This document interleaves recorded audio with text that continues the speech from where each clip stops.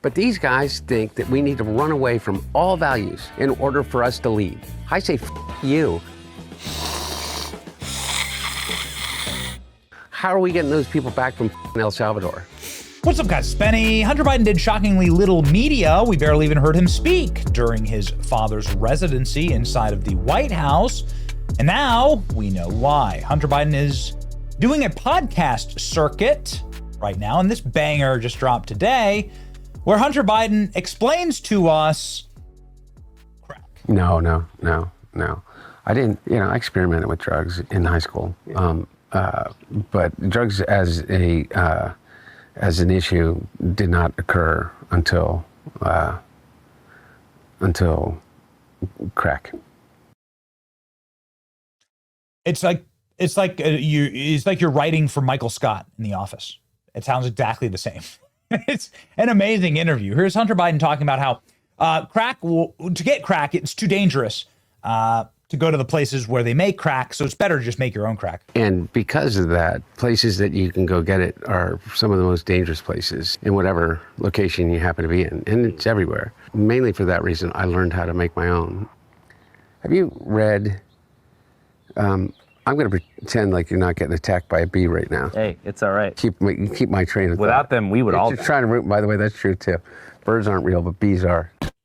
Birds aren't real, but bees are. Okay, all right. So this is a hilarious interview, and it's fascinating because Hunter Biden is nuts and clearly has no handlers and no leash and is able to pop off and is able to reveal, aside from a lot of like the drug and degeneracy stuff, is able to reveal what was really going on behind the scenes with his father's illegitimate reign as the resident of the White House. Fascinating thing.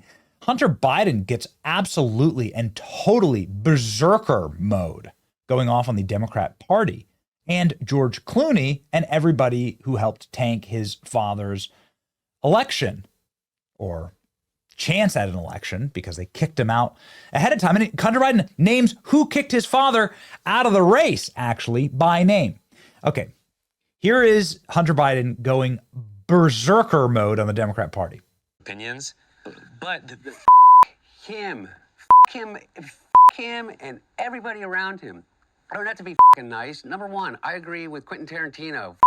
George Clooney is not a actor. He is a I don't know what he is. He's a brand. And by the way, and God bless him. You know what? He supposedly treats his friends really well. You know what I mean? Buys them things. And he's got a really great place in Lake Como. And he's great friends with Barack Obama. Fuck you. What do you have to do with anything? Why do I have to listen to you? What right do you have to step on a man who's given 52 years of his life to the service of this country and decide that you, George Clooney, are going to take out basically a full-page ad in the New York Times to me and James Carville, who hasn't run a race in 40 years, and David Axelrod, who had one success in his political life, and that was Barack Obama. And that was because of Barack Obama, not because of David Axelrod. And David Plouffe, and all of these guys, and the Pod Save America guys, who were junior speechwriters in, on Barack Obama's Senate staff, who have been dining out on the relationship with him for years, making millions of dollars. The Anita Dunns of the world, who's made $40-50 million off the Democratic Party. They're all going to insert their judgment over a man who has figured out, unlike anybody else, how to get elected to the United States Senate over 7 times, how to pass more legislation than any president in history, how to have a better midterm election than anybody in history, and how to garner more votes than any president that has ever run. And they're going to replace their judgment for his. Not to mention... Who's Jake Tapper's audience? Jake Tapper... My mom or something? I don't know. Well, I don't know. Yeah. For real, though. I don't even think it's your mom anymore. No.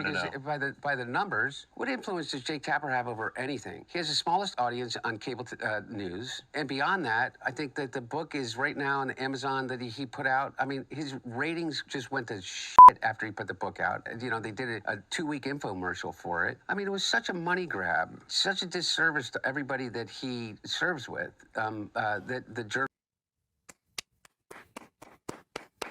Let Hunter Biden cook, ladies and gentlemen.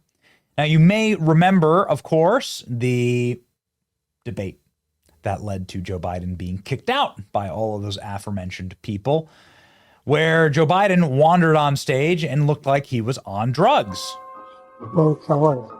Making sure that we're able to make every single solitary person eligible for what I've been able to do with the COVID. Excuse me, with dealing with everything we have to do with. Look, if we finally beat Medicare, we're trying to provide housing for Black Americans. The impact on the You remember it, obviously. You know, burned to the back of my head. And it was one of the funniest nights ever. Ladies and gentlemen, Hunter Biden has revealed that this was because Joe Biden, not him, but Joe Biden was on drugs. Hunter Biden suggests his father was drugged up before the infamous CNN debate.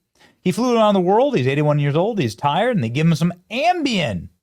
Well, let's listen. What happened in that debate? He flew around the world, basically, the mileage that he could have flown around the world 3 times. Yeah. He's 81 years old. He's tired as shit. They give him Ambien to be able to sleep. He gets up on the stage, and he looks like he's a deer in the headlights. Ambien, huh? Ambien. Let's go ahead and check here. What are the side effects to Ambien? It's a sedative, hypnotic medication used to treat insomnia. Common side effects include drowsiness, dizziness, and impaired coordination, especially after taking the medication. Most serious side effects can include memory loss, sleepwalking, unusual behaviors.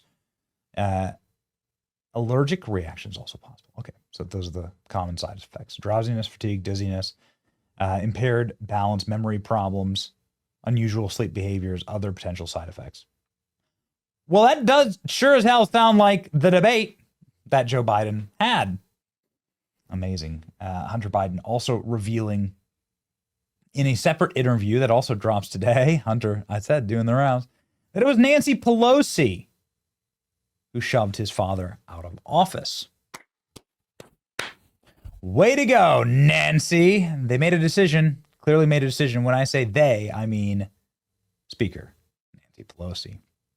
So Hunter Biden has having like a wild but very entertaining level of crash out all throughout the little podcast circuit, even getting the president of El Salvador, Nayib Bukele, to pop off. Is Hunter Biden sniffing powdered milk? That's because Hunter Biden says that if he were president, he would invade El Salvador. Think that we need to run away from all values in order for us to lead.